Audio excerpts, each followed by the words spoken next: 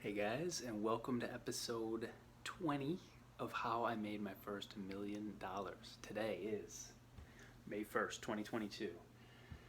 Assets 170,000, down 33. Down 33,000 from last month. Liabilities 70,000 unchanged, net worth barely clinging to 100,000. Down 33,000 from last month. So not great. Not great. So why did it go down so much? Well, Bitcoin was down 17%, something like that in the month. And so for me, I didn't really do the math, 20, almost 25,000 probably in value lost. And then the difference, 8, 9,000.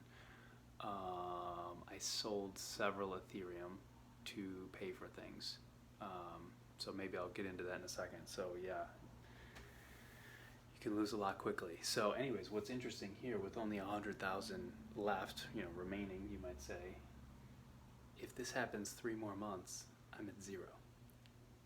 Not good. Not a good feeling. And so my instinct here when I see something like this is to contract. Hunker down, save money, not spend so much this coming month, really pinch my pennies. So that's my instinct, and I'm going to explain in just a second why I think it's very important to do the opposite.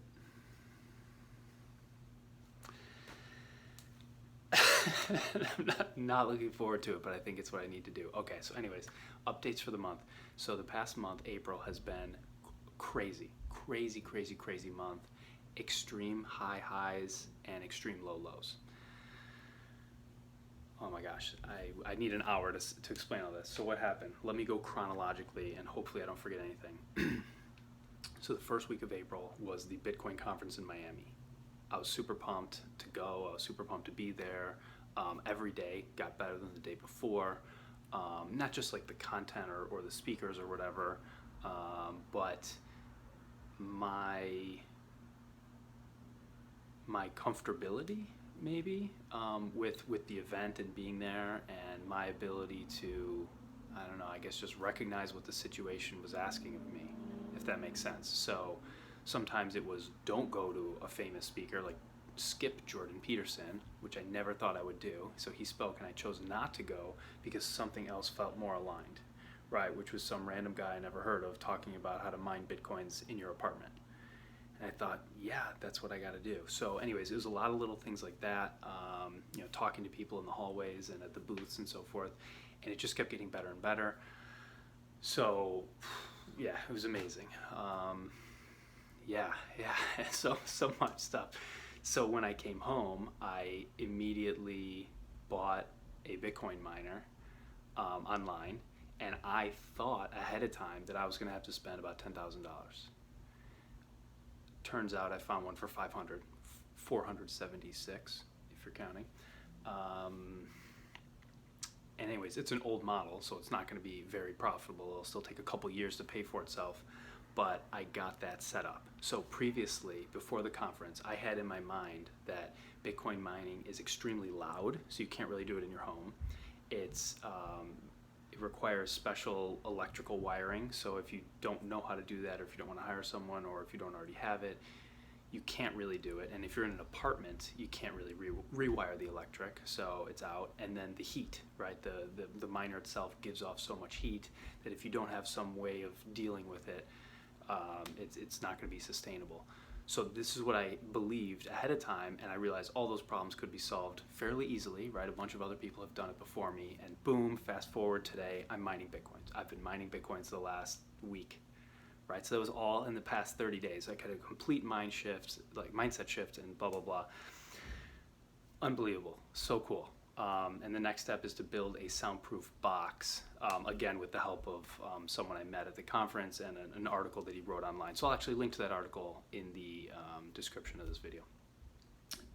The Apartment Dweller's Guide to Mining Bitcoin, I think.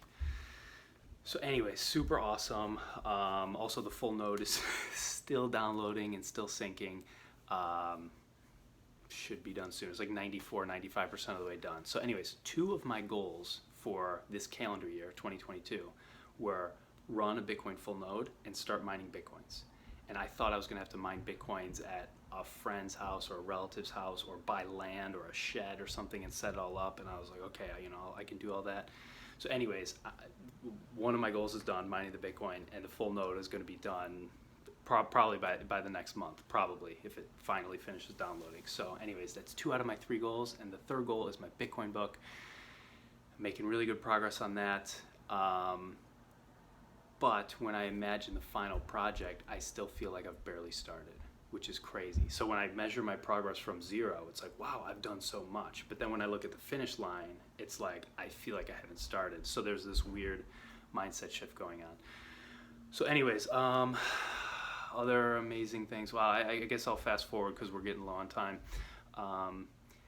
Then all of these things were going really well in life, right? Bitcoin, finances were going well, yearly goals were going well, relationship was going well, everything, physical health was going well, everything was going really well, and I was very grateful for that. And then I thought, how do I push to the next level, right? How do I level up? And then bam, what happened? I woke up Easter morning, really, really sick, super, super sick. I was vomiting, headache, sore throat, you name it. I had so many problems all at once, and I was like, wow, this is weird.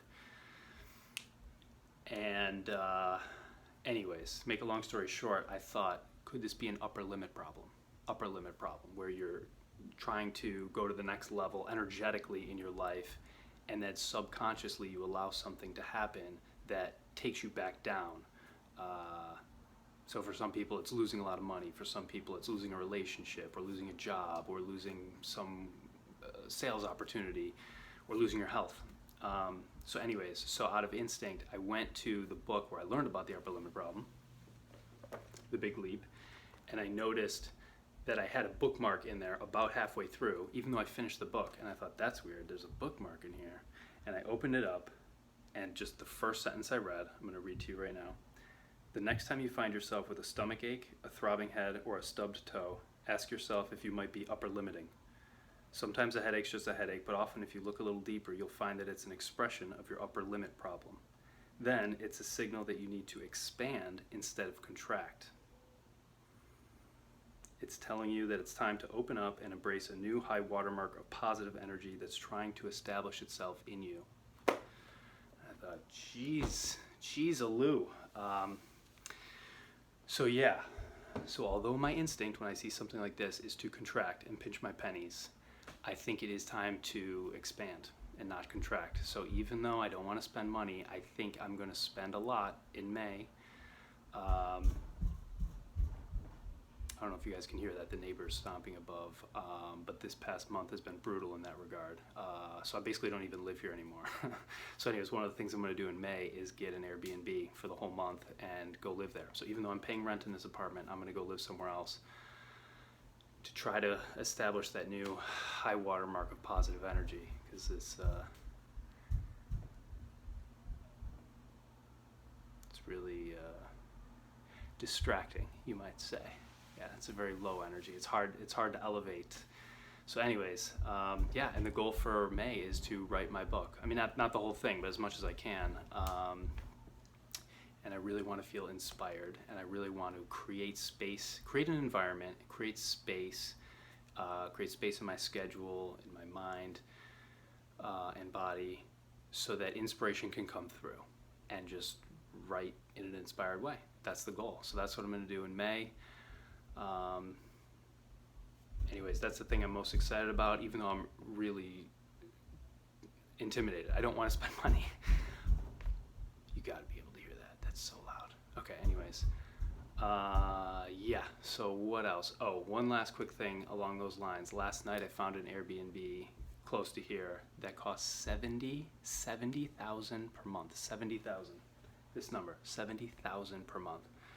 And so I emailed it. It was a beautiful place, obviously. So I emailed the guy and said, I'm looking for a place just for myself to write a book.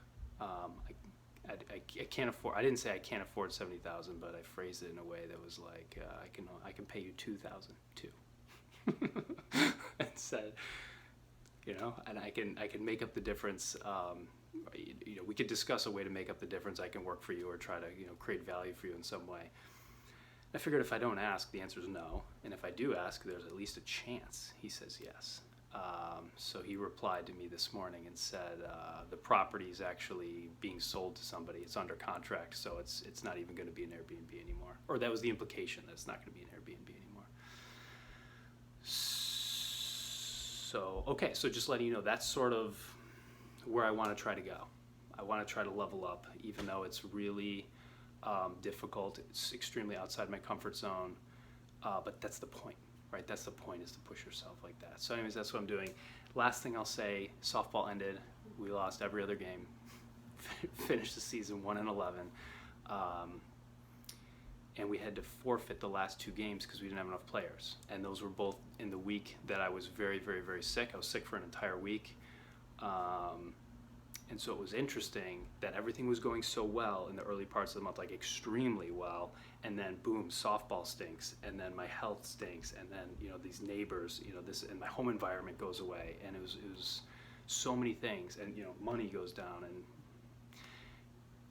yeah, a lot of ups, a lot of downs, and I think it's time to expand. So that's what I'm going to try to do. Thank you for watching. I will give you more updates in a month.